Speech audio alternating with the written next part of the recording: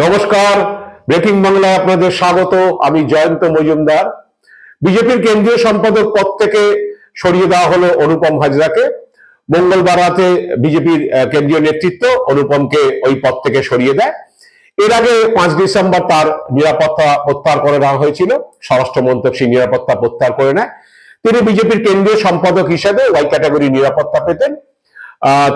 তখন থেকেই একটা আলোচনা উঠছিল যে এরপরে হয়তো দল আরো কঠোরতম পদক্ষেপ নেবে। তা সেই মতো মঙ্গলবার অমিত শাহ নাড্ডাজি যখন কলকাতাতে রাজ্য নেতৃত্বের সঙ্গে সাংগঠনিক বিষয়ে বৈঠক করতে এসেছিলেন, সেই সময় জানা যাচ্ছে যে বা শোনা গিয়েছে যে সেই সময় আবার অনুপমের বিষয়টি ওঠে এবং তারা নাড্ডাজি, রাজ্য নেতৃত্ব নাড্ডাজি এবং অমিত শাহকে অনুপমের ব্যাপারে বলেন যে অনুপম লাগাতার হচ্ছে সমাজ মাধ্যমে দলের নেতৃত্বের সমালোচনা চালিয়ে যাচ্ছেন এবং কিছুতেই তিনি থামছেন না। তো সেসব অভিযোগ আবার পড়েছিল, জমা পড়েছিল। তারপরেই ওনারা এখান থেকে দিল্লি উড়ে যাওয়ার পরেই দেখা গেছে যে অনুপমের সেই পদ খোয়া গিয়েছে। তো এখন অনুপম সংবাদ মাধ্যমে এই বিষয়ে কিছু বলেননি, তবে রাতে তিনি হচ্ছে একটি পোস্ট করেন ফেসবুকে। সেখানে লিখেছেন যে পদ থেকে সরাবার ঠিক 3 ঘন্টার মধ্যেই বার্তা, কিছু শর্ত মেনে চললে আবার সব আগের মতো। তবে কি শর্ত মেনে চললে আবার আগের মতো অবস্থায় তিনি ফিরবেন সেসব ব্যাপারে খোলতাই করে বা খোলসা করে তিনি কিছু বলেননি, একটা রহস্য রেখে দিয়েছেন। তো অনেকে যেটা মনে করছেন যে অনুপমের পদ থেকে চলে যাওয়াটা শুধু সময়ের অপেক্ষা। কারণ তিনি যখন দুর্গাপুজোর পরে বিজয় সম্মেলনে বীরভূমে যখন গোলমাল হয়েছিল, তার অনুগামীরা যখন বিজয় সম্মেলনী রেখেছিল এবং তিনি সেখানে বলেছিলেন যে তাদের অনুগামীদের বিজয় সম্মেলনী করতে বাধা দিয়েছে বর্তমান শাসক যারা, মানে দলের যারা জেলা কমিটিতে যারা ক্ষমতায় রয়েছে তারা ক্ষমতাসীন গোষ্ঠী। এবং সেই নিয়ে তিনি একটি ফেসবুক পোস্টে লাগাতার আক্রমণ করেছিলেন সাংগঠনিক সম্পাদক অমিতাভ চক্রবর্তী এবং রাজ্য সভাপতি সুকান্ত মজুমদারকে। তারপরেও থেমে থাকেননি। পরের পর তিনি পোস্ট করে গেছেন, একবার নাম না করে চক্রবর্তী সাহেব বলে কি বলে একটি পোস্ট করেছিলেন, যেখানে রাজ্যের কোন এক নেতাকে উদ্দেশ্য করে তিনি তার ব্যক্তিগত চরিত্র হনন করেছিলেন। এবং শেষে কিছুদিন আগে একটি পোস্ট করেছিলেন, বিজেপি চোরেদের দল হয়ে যাচ্ছে, এরকম হচ্ছে চোরেরা যদি এইভাবে পদে বসে থাকে এবং হচ্ছে দুর্নীতিগ্রস্ত পদে বসে থাকে সেক্ষেত্রে তৃণমূলকে চোর বলা যাবে কিনা, এইসব লাগাতার পোস্ট তিনি করে যাচ্ছেন।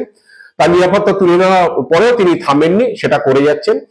এবং আপনারা জানেন যে ওই ফেসবুক লাইভে যখন সুকান্ত মজুমদারদের সমালোচনা করেছিলেন, তারপরে সুকান্ত মজুমদার অনুপমের বিষয়ে বলেছিলেন যে উনি শীঘ্রই এই বিষয়ে ফল পাবেন। তো তারপরে দেখা গেল যে তার কি বলে নিরাপত্তা প্রত্যাহার করা হলো, কিন্তু অনুপম তারপরেও দমেননি, তিনি চালিয়ে যাচ্ছিলেন। এবং তাকে নিয়ে যে সমালোচনাগুলো হচ্ছিল দলের মধ্যে, তারা অস্বস্তিতে পড়ছিলেন। তিনি তৃণমূলের ধর্ণা মঞ্চে গিয়েছিলেন, বিদ্যুৎ চক্রবর্তী বিশ্বভারতীর উপাচার্যকে পদত্যাগ করা বা যে অভিযোগ নিয়ে তৃণমূলের ধর্ণা চলছিল, যে দাবি নিয়ে যে ওনাকে সরাতে হবে বা নতুন করে ওনাকে উপাচার্য পদে বসানো যাবে না, বা রবীন্দ্রনাথের ফলক কি বলে বিতর্ক নিয়ে যে ধর্ণা চলছিল, সেই ধর্ণা মঞ্চে অনুপম হাজির হয়েছিলেন। সেই নিয়ে বিতর্ক হয়েছিল যে অনুপম কেন শাসক তৃণমূলের ধর্ণা মঞ্চে গিয়েছেন। তাই নিয়ে অনুপম তার ব্যাখ্যা দিয়েছিলেন। যাই হোক, কিন্তু লাগাতার যে সমাজ মাধ্যমে নেতৃত্বকে সমালোচনা করেছেন সুকান্ত মজুমদার, অমিতাভ চক্রবর্তীর সমালোচনা করেছেন এবং করে যাচ্ছিলেন, সেটার থেকে তিনি বিরত থাকেননি। এবং পরবর্তীকালে দেখা গেল যে তাকে নিরাপত্তারক্ষী তার সরিয়ে নেওয়ার পরেও তিনি লিখেছিলেন যে এটা নিয়ে খবর করার মতো কিছু নয়, কারণ তিনি নাকি নভেম্বর মাসে অনুরোধ করেছিলেন তার নিরাপত্তা সরিয়ে নেওয়ার জন্য, আর তার একটি নাকি নির্দিষ্ট কোনো কারণ ছিল।